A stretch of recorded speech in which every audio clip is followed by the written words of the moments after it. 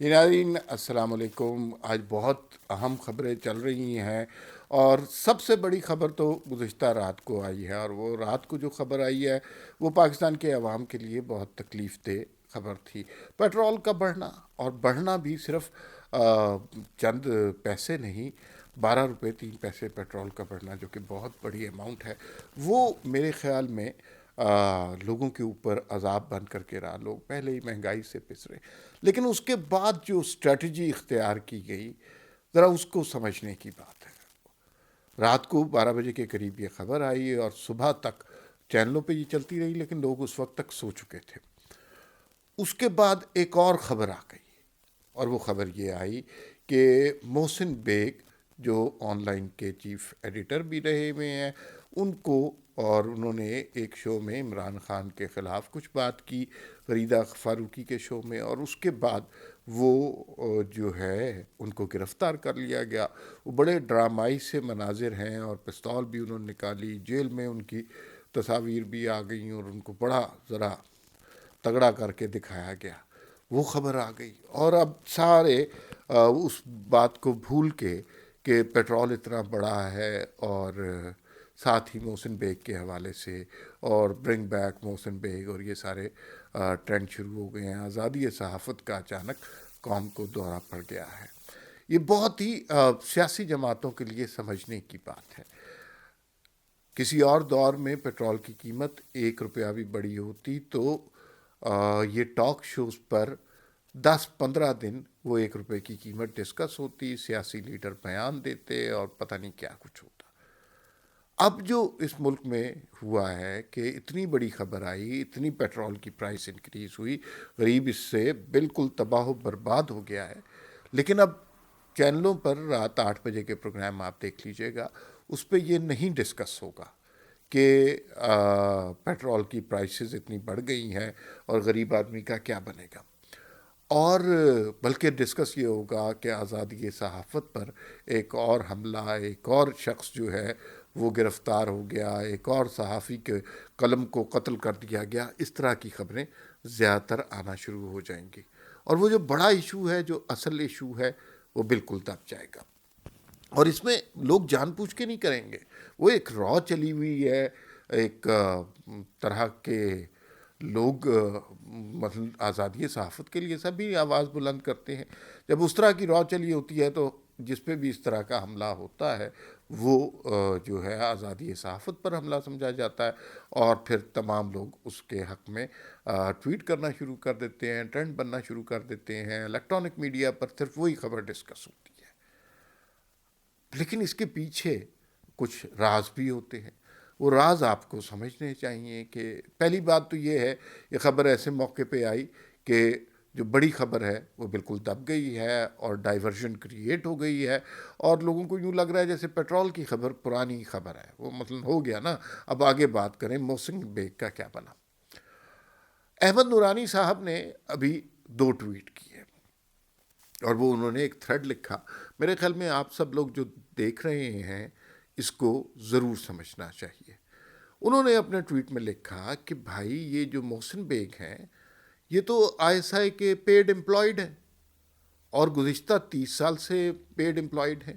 انہوں نے کئی پروجیکٹس کیے ہیں آئی ایس آئی کے، اور انہوں نے بہت زیادہ خدمت کی ہے. اور ان کو جو نیوز آن لائن نیوز تھا وہ بھی آئی ایس آئی کا پروجیکٹ تھا، اور یہ 30 سال سے ان کے پیڈ امپلائڈ ہیں، تنخواہ لیتے ہیں. یہ احمد نورانی صاحب کہہ رہے ہیں. اور ابھی ان کو آئی ایس آئی نے ایک نیا ٹاسک دے دیا ہے. ایک نیا ٹاسک یہ دے دیا ہے کہ بھائی اب آپ نے عمران خان سے دوری کرنی ہے، اور شریف فیملی کے قریب ہونا ہے. اب یہ بڑی امپورٹنٹ بات ہے کہ ظاہر ہے جو ملک میں ماحول چل رہا ہے، کسی کی اس طرح گرفتاری ہو تو لوگ فٹافٹ بالکل اس کے ساتھ ہو جاتے ہیں. لیکن شریف فیملی کو اس موقع پر بہت محتاط ہونے کی ضرورت ہے، بہت احتیاط سے کام کرنے کی ضرورت ہے. جس طرح ابھی پچھلے دنوں کچھ لوگ شامل ہوئے پی ٹی آئی سے پی ایم ایل این میں، ان کے بارے میں بھی لوگوں کے شکوک و شبہات ہیں کہ یہ بھی کسی کے کہنے پہ ہوئے ہیں. وہ جو 22 لوگ جن کی لسٹ کوئی لے کے گیا ہے اور نواز شریف کو پیش کی ہے، کیا وہ نون لیگ کے ساتھ سنسیئر ہیں، کسی کے اشارے پہ کام کر رہے ہیں اور مستقبل میں وہ اندر کی خبریں نکال کر دوسروں کو دیں گے؟ کیا ایسا ہو رہا ہے؟ تو یہ بڑی ٹرکی سچویشن ہے۔ میں اتنا جانتا ہوں محسن بیگ صاحب کو کہ جب احمد نورانی پر حملہ ہوا تھا، اور ظاہر ہے اس کا الزام سارا خفیہ اداروں پر، خفیہ ایجنسیوں پر پڑ رہا تھا، احمد نورانی خون میں لت پت ہسپتال میں پڑے ہوئے تھے، یہ اس زمانے کی بات ہے۔ اور اس کے بعد اگلے دن ہی ایک اخبار میں ایک خبر چھپی، اور وہ خبر یہ تھی کہ احمد نورانی کو کسی آمریت کے خلاف، کسی جرنیل کے خلاف لکھنے سے یا رپورٹ کرنے کی وجہ سے نہیں مارا گیا۔ احمد نورانی اصل میں لڑکیوں کو چھیڑتا تھا اور لڑکیوں کو تنگ کرتا تھا، اور اس کی وجہ سے لڑکی کے بھائیوں نے اس کو مارا ہے۔ اور یہ خبر ظاہر ہے جنہوں نے پاپولر کروانی ہوتی ہے وہ کروا لیتے ہیں۔ یہ خبر آپ کی لیے میں بتا دوں، یہ خبر جس اخبار میں چھپی تھی وہ کوئی بڑا اخبار نہیں تھا، لیکن اس کے مالک اور ایڈیٹر کون تھے یہ آپ کو بتانا ضروری ہے۔ اس کے مالک اور ایڈیٹر محسن بیگ صاحب تھے۔ آپ کو چیزوں کی کڑیاں ملتی نظر آ رہی ہیں۔ پہلی بات یہ ہے، پیٹرول والی خبر غائب ہو گئی، ہر صحافی بات کر رہا ہے نہیں نہیں آزادی صحافت پر بڑا حملہ ہوا ہے، بڑی زیادتی ہوئی ہے، بڑی مثلا دیکھیں نا جی، ایک اخبار کے چیف ایڈیٹر کو، لیکن احمد نورانی کے ٹویٹ آپ دیکھیے تو آپ کو کچھ اور ہی کہانی لگتی ہے۔ تو یہ جو پلان ہے، اس میں لوگوں کو، سیاسی جماعتوں کو بہت سوچ سمجھ کر چلنا چاہیے۔ ذرا سی غلطی سے بھی اس کا نقصان بہت زیادہ ہو جاتا ہے۔ ابھی تک اور ابھی 4 بجے ہیں، 4 بجے تک کسی مریم نواز نے، نواز شریف نے کوئی ایسا ٹویٹ نہیں کیا جو اس میں یوں لگے کہ محسن بیگ صاحب بہت مریم نواز کے یا نواز شریف یا پی ایم ایل این کی قیادت کے بہت قریب آ گئے ہیں۔ تو یہ ابھی تک ایسا نہیں ہوا، لیکن ہو بھی سکتا ہے، کیا پتہ چلتا ہے۔ ظاہر ہے ایک را چلتی ہے، ٹرینڈ بنتا ہے، بنوایا جاتا ہے، تو اس میں محسن بیگ صاحب کے حوالے سے یہ بات بھی کہتا ہوں کہ ہم نے انہیں دیکھا کہ وہ بڑے عمران خان کے ساتھی تھے، اور عمران خان کے ساتھ، جہانگیر ترین کے ساتھ مل کر وہ جاتے تھے جب لوگوں کو پی ٹی آئی میں شامل کروانا ہوتا تھا۔ جہازوں میں ان کی تصویریں بھی ہیں، اور اچانک ہی انہوں نے دھیرے دھیرے عمران خان کے خلاف ہونا شروع کر دیا۔ یہ کوئی بری بات نہیں ہے، مثلا آپ کے سیاسی نظریات میں تبدیلی آتی ہے، آپ اپنی سوچ کو بدلتے رہتے ہیں۔ بہت سارے لوگ ایسے ہیں جو کسی زمانے میں پی ٹی آئی کے ساتھ تھے، اور لیکن اب وہ پی ٹی آئی کے ساتھ نہیں ہیں، وہ ان کی مخالفت کر رہے ہیں۔ لیکن جو الزامات احمد نورانی نے لگائے ہیں وہ ہر آدمی پہ تو نہیں لگتے کہ جو پی ٹی آئی کی سوچ رکھتا تھا بعد میں پی ایم ایل این کا ہو گیا۔